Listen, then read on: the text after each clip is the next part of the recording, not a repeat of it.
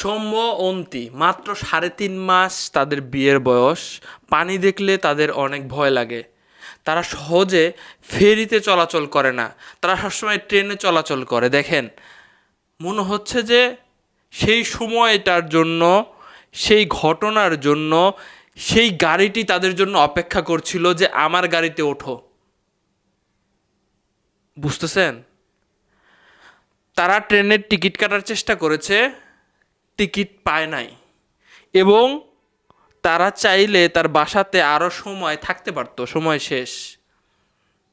ছুটি 29 তারিখ পর্যন্ত, মাঝে একজনের বিয়ে পড়েছে, সেই বিয়ের দাওয়াত খাওয়ার জন্য তারা রওনা হয়েছে। ট্রেনের টিকিট পায় নাই বিধায় তারা রওনা হয়েছে ফেরিতে, বাসে করে তারা আসবে, বিয়ে খেয়ে আবারও ব্যাক চলে যাবে। দর্শক শ্রোতা, নাই, দুজনই নাই। অনেক চেষ্টা করেছে হয়তো বের হওয়ার জন্য বাস থেকে। অনেকে বলতেছিল যে দেখেন, যখন বাসটা পড়ে যায় তখন তীব্র গতিতে সেইখানে জানলা দিয়ে পানি ঢোকার চেষ্টা করে, বাসটার ভিতরে পানি প্রবেশ করার চেষ্টা করে, খালি জায়গা পেলে পানিতে প্রবেশ করার চেষ্টা করবে। তো তখন বের হওয়া বোকামি। কিছু সময় 10-15 সেকেন্ড অপেক্ষা করে তারপরে বের হওয়া হওয়া যেতে পারে, যখন পানির স্রোতটা, মানে পানির লেভেলটা স্বাভাবিক হয়। দেখেন, মুহূর্তের মধ্যে আমরা দেখেছি 30 ফুট, লাস্টে 90 ফুট, 5-6 ঘন্টা লাগছে এই গাড়িটা তুলতে। সেখানে যে কয়জন গাড়ি থেকে বের হতে পারছে, কেউ এখনো পর্যন্ত বলতে পারে নাই যে আমি ভাই জেনে দেখে খুঁজে খুঁজে বের হয়ে আসছি, কেউ বলতে পারে নাই। এবং সেখান থেকে যারা বের হয়ে আসতে পারছে, তারা যে ডুব দিয়ে আবার তার প্রিয়জন, তার সন্তান, তার স্ত্রীকে নিয়ে আসবে, সেই শক্তিও ছিল না, হাত পা ছেড়ে দিয়েছে। এখন পর্যন্ত 26 জনকে হারাইছি আমরা, আরও কয়েকজন হয়তো বা এখনও নিখোঁজ, স্রোতে হারিয়ে গেছে, বের হয়ে গেছে।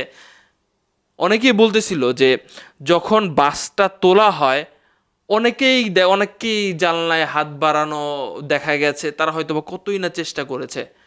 জানালার ওই রডটার, মাঝের রডটার কথা অনেকে বলতেছিল যে এটার জন্য অনেকেই আসলে বের হইতে পারে না। এটার আবার উপকারিতাও আছে, সড়ক পথে আমরা অনেকেই মাথা বের করে দেই গাড়ি থেকে। এরপরে পর্দার অনেক বিষয় আছে, কে জানতো যেমন ঘটনা ঘটবে। অনেকে বলছিল যে যে সেই পল্টনের যে ব্যারিকেডটা, সেটা খুব কম ছিল, সেটা যদি আরও উঁচা থাকতো তাহলে হয়তোবা এটা গাড়িটা আটকে যেত। গাড়ির ড্রাইভারের নাকি 17 বছরের অভিজ্ঞতা, গাড়ি চালানোর অভিজ্ঞতা। এবং এক একজনের কাছে এক এক বক্তব্য শুনেছি আমি। কেউ কেউ বলতেছিল যে হেল্পারের দিয়ে চলে গেছে, কিন্তু আমরা তো ড্রাইভারের দেখতে পাইছি, সে নাই, সে চলে গেছে। অনেকেই বলছিল যে ড্রাইভার ছিল, শেষ পর্যন্ত চেষ্টা করেছে। অনেকেই বলতেছিল যে এটা অন্যরকম ইঞ্জিন, গাড়ি স্টার্ট হওয়ার সাথে সাথে ব্রেক কাজ করে না, ব্রেক কাজ করতেছিল না সেখানে। অনেকেই আবার কর্তৃপক্ষের দোষ দিচ্ছে যে ফেরিতে যে কয়টা গাড়ি উঠবে আপনি সে কয়টা গাড়ির টিকিট ছাড়েন, আপনারা কেন বেশি ছেড়েছেন। দেখেন, এই সৌম্য অন্তির যাওয়ার কথা ছিল 29 তারিখ, ডেট তারা চলে এসেছে, তাদের সময় চলে এসেছে, তারা এই সময় আগেই গাড়িতে উঠে প্রস্তুত একদম অনন্তকালের যাত্রার জন্য।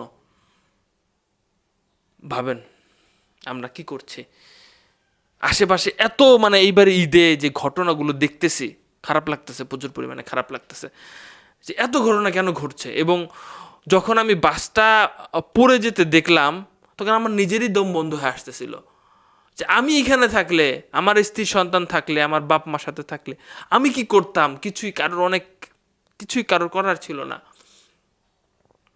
কিছুই কারোর করার ছিল না। এখন এই বাসটার ভাগ্য কতটা খারাপ যে ফেরিতে ওঠার কথা ছিল, সেই ফেরিতে ওঠার কথা, সেই ফেরিটা আগেই বুক হয়ে গেছে ছোট ছোট গাড়ি দিয়ে। ঢালুতে গাড়িটা রাখতে হয়েছে তাদেরকে, নেক্সট ফেরি আসার জন্য অপেক্ষা করতে হয়েছে। নেক্সট ফেরি যখন আসছে, সেই ছোট ফেরিটা যখন পল্টনের একটু আঘাত লাগছে, গাড়ির সাথে হয়তো কোনো অ্যাটাচ ছিল, তো গাড়িটা মানে ইটও লেগেছিল চাকার ওখানে, গাড়িটা চলে গেছে খুব দ্রুত গতিতে, খুব স্পিডে। ড্রাইভার নাকি চেষ্টা করেছে সেখানে, তার ড্রাইভারও মনে করছিল হয়তো বা সেখানে বেজে যাবে, কিন্তু না, মুহূর্তের মধ্যে এত গতি ছিল, ব্রেক ট্রেক হয়তো কাজ করে নাই, গাড়িটা পড়ে গেল।